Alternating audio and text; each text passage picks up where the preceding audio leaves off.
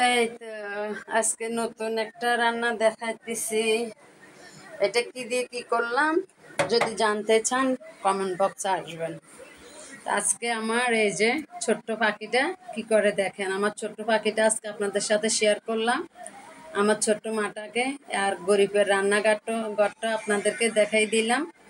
এই যে রান্না বাড়া চলতেছে। তো আজকে আমার মনটা অনেক খুশি, কেন জানি না। আমার আল্লাহর রহমতে সব কিছু ঠিক হয়েছে। রাউডার বসাইছি, আলহামদুলিল্লাহ। আমার মানে মোটামুটি ছোট্ট ঘরটা এখন সম্পূর্ণ হয়েছে। আল্লাহ যদি বাসা আপনাদের সাথে অ্যাক্টিভ থাকতে পারবো, আপনাদের সাথে সব কিছু শেয়ার করতে পারবো। তো দোয়া করবেন এই ছোট বোনটাকে, এই ছোট্ট ঘরটারে যেন একদিন বড় করতে পারি আপনাদের পাশে থেকে যেন এই ঘরটাকে আমি অনেক বড় করতে পারি, সেই দোয়াই এই ছোট্ট বোনটার জন্য করবেন।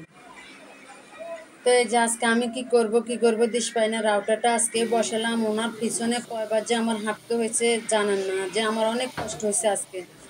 এদিক দিয়ে আসছে রাউটার বসাবে ও, আরেক দিয়ে আসছে ডিসেল লাইন টানবো ওই লোকটা। আবার ওই ছোট্ট পাগলিটা আমাকে যে একটা বিরক্ত করছে, মানে এটা বলার বাইরে।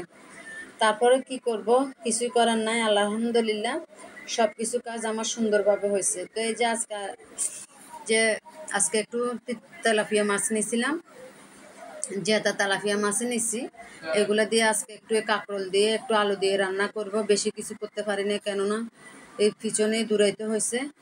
গা গোসল ধুইতে আমার দিনে 4টা বেজে গেছে, কোনো রকমে হয়েছে।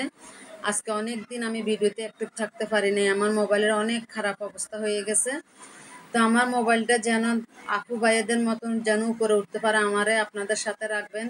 এই ছোট বোনটার কোনো কিছু ভুল হইলে ক্ষমার দৃষ্টিতে রেখে বোনটাকে টেনে উপরে উঠাই দিবেন। সব হয়েছে আপনাদের হাতে। তো এই যে মাছটাকে প্রথম আজকে আমি মাছটা ভাজি করি নাই, মাছটা করলাম, কষাই ফেলছি। কষাই আজকে মাছটা, আজকে বলতে কি যারা আমার ভিডিওগুলো দেখে ওনারাই জানে আমি বেশিরভাগ মাছে কষাই খাই।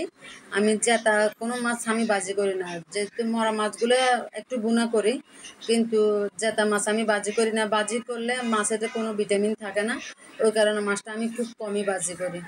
তো এই যে কাঁকরোলগুলো খুব সুন্দর করে উপরের আলালগুলো আমি ফেলে দিছি, ওগুলা একটা সাহায্যে ফেলে দিয়ে, আমি ওগুলা থাকলে আমার তো কেমন জানি একটা বিরক্ত বোধ হয়। ওই জন্য আমি ওগুলা ফেলে দিয়ে এভাবে আলুর মতন করে ছুলে নিই। তো এই যে এগুলো সুন্দর করে মশলা কালারটা দেখতে অনেক সুন্দরই লাগতেছে, এগুলা সুন্দর করে কষায় ফেলতে হবে। তো এই যে ছোট্ট বোনটাকে আপনাদের বেশি বেশি করে আপনাদের পাশে রাখবেন, লাইক কমেন্ট শেয়ার করবেন। এই বোনটা তো অনেক আজকে আমার আইডি যারা দেখে এরা বলতে পারবে আমি আজকে কতদিন আমি ফেসবুকে আইডি খুলছি, ওরা ভালোই জানে। এটা নতুন কিছু করে বলতে পারি না, বলতে তো নতুন করে আর কি বলবো, যে আজকে আইডি খুলছে অনেকদিন হয়ে গেছে। তো যা আছে আলহামদুলিল্লাহ আমি অনেক খুশি আছি, যতটুকু আছে আস্তে আস্তে করে ধাপে ধাপে উঠতে চাই। আপু ভাইয়েদের দোয়া নিয়ে ধাপে ধাপে উঠতে চাই। আপু ভাইয়েরা যদি দোয়া করে তারপরে তো আমি এগোতে পারবো। তো এই যে আজকে একটু টমেটো আনলাম, টমেটোর কালারগুলো অনেক সুন্দর দেখে কালার আনছি, আনি দেখে যে ভিতরে পচা পড়ে গেছে। তো যে আমার রান্নাগুলো এখন শেষ পর্যায়ে, মাশাআল্লাহ রান্নাটার কালার অনেক সুন্দর আসছে। যদি ভিডিওটা পছন্দ হয়ে থাকে একটা লাইক কমেন্ট শেয়ার করে দিবেন, এই ছোট্ট বোনটাকে আপনাদের পাশে রাখবেন।